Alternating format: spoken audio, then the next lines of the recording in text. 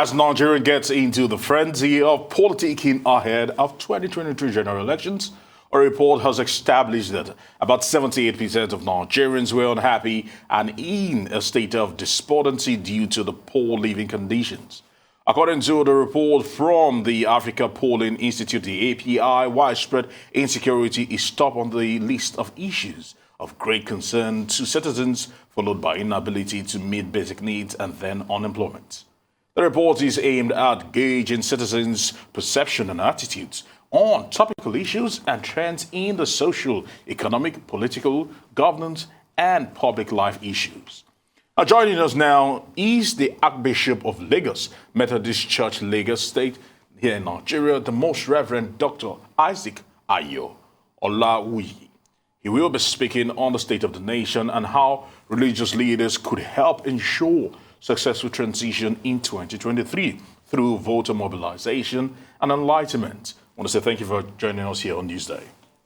Thank you very much. You're most Happy Reverend. Easter Monday. Yes, that's what I was about to say to you. Thank you. Happy Easter. Thank you. Yes, and right now, a lot of people see the church as a pivotal yardstick or probably a pivotal sector of the populace that will be voted in 2023 that will decide where the presidency will swing either way. Yeah.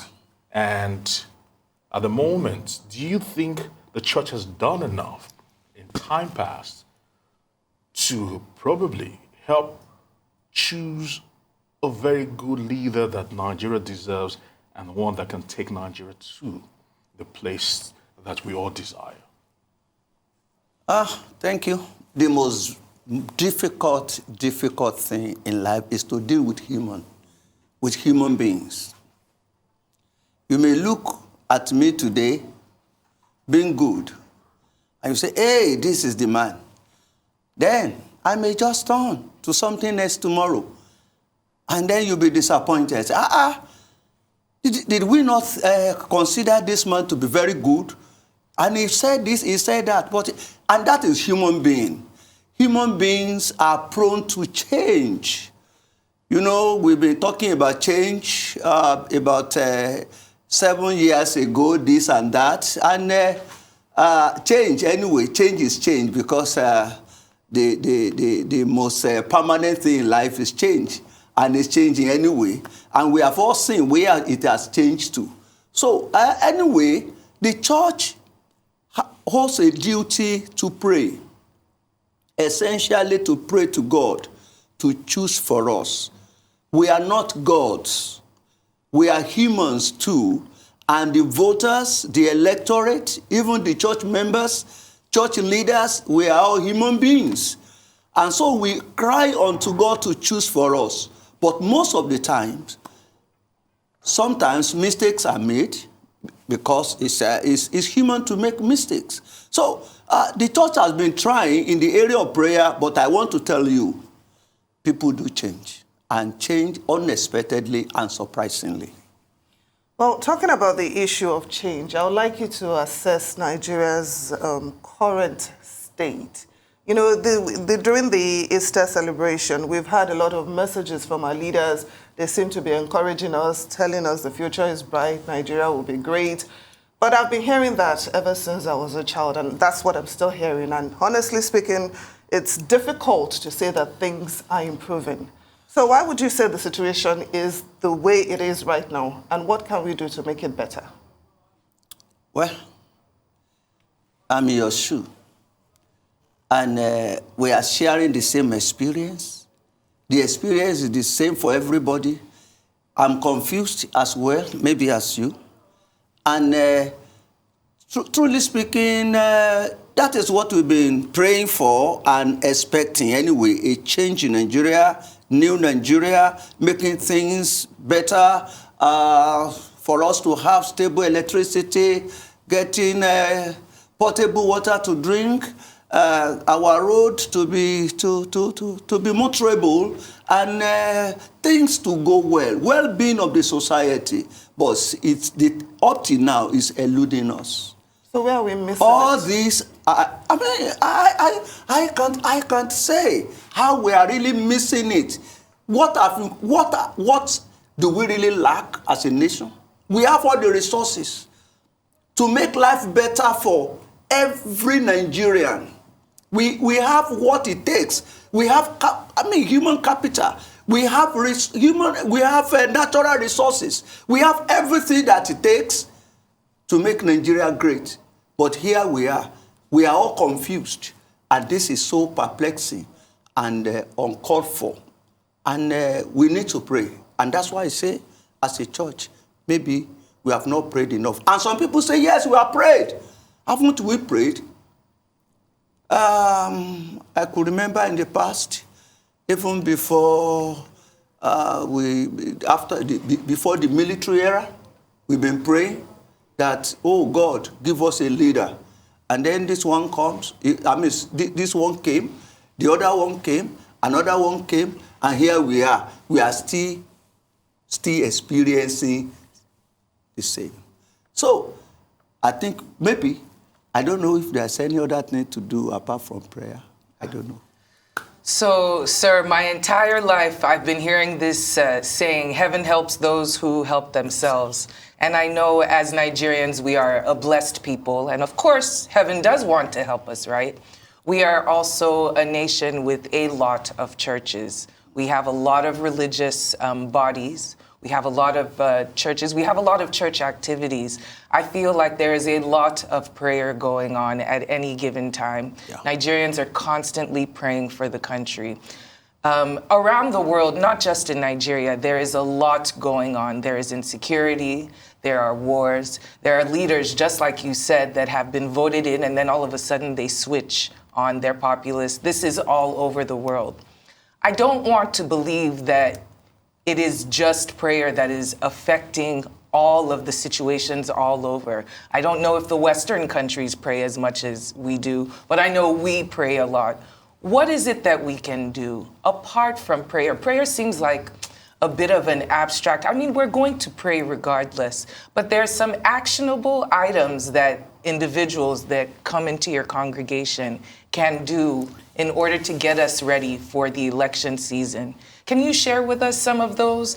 I mean, we're already going to pray, but apart from that, is it getting our PVC? Is it reading more information about the candidates who are running? Or is it maybe even the church embracing those candidates or pushing them back? I don't know. Something, we have to attack this thing differently. I'm sure you agree. So other than prayer, what can we do? I agree with you. Fundamentally, when we say prayer, yeah, that's the way we can say it. I mean, as far as a religious leader is concerned. Yet, God will not come down to do certain things that we ought to do for ourselves. But one thing I want us to know. We are all Nigerians. The question we should ask is that, is there no good person, no good leader, no human being that God can use for us in this nation to change things, to make things better? Why is it that we fall back to the same situation from one leader to another, for one leader to another? Is it because we are just encircling particular people? Is it because particular political parties are the one coming and going and going and coming and changing and all these kind of things? Does it mean that we cannot have political will, all of us believing that we can make the country better? Why is it that we are experiencing the same thing from time to time? And this should not be so again. But the problem is that I think the political situation of this country needs to be re-examined.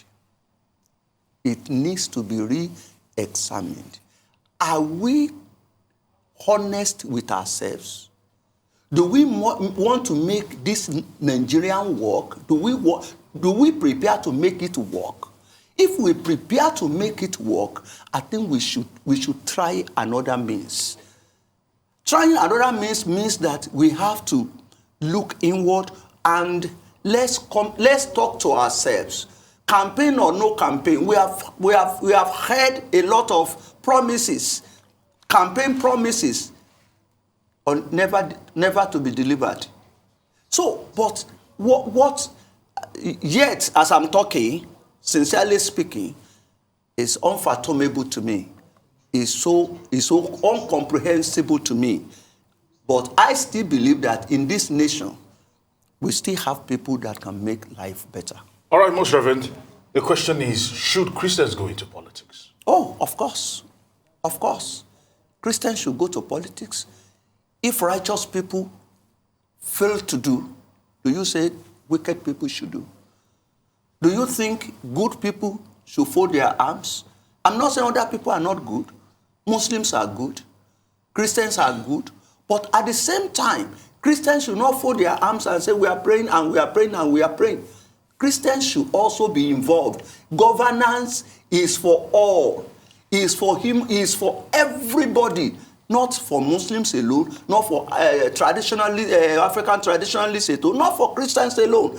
We should also be involved, but righteousness exalts the nation. Where righteousness, no matter your religion, when righteousness is not practiced, it's not there, there's no change. No better change can be experienced. Will you be voting the Vice President Osinbajo in 2023? I'm putting you on the hot seat, but it's because we have to go. I'm putting you on the hot seat. We were talking about religious men running, and we know our Vice President is running for 2023. Yes. I wanted to get your comments on that, but we are out of time, so I have saved you. I have saved you on that response. Thank you so much, for coming to speak with us today. It was very necessary. Thank you very much. Thank you so much.